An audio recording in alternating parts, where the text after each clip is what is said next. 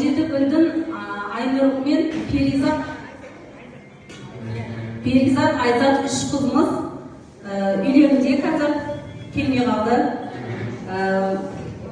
Сіздерді тек алғыс айтудан басқа, басымызды июден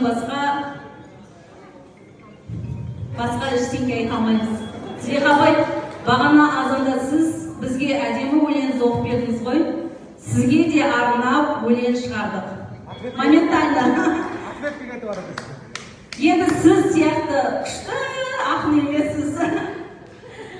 Зілиха апайыма, ұстазымсың жалықпаған үйретуден.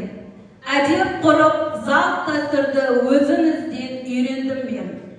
Бойымызға тазалық пен тәртіпті де ұғындырып, өзіңізсіз жақсы бол деп жамандықтан жирендірген.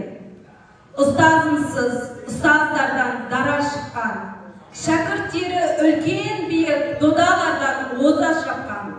Сізден алған білімімді жалғастырып, мен де сіздей ұстаз болдым, ізіңізбен келе жатқан. Үлкен алғыс айтайыншы бүгін сізге, жадыраған әрқашанда күлкі болсын жүзіңізде. Сізде бізді бала болып ұшырған күн ұямыздан.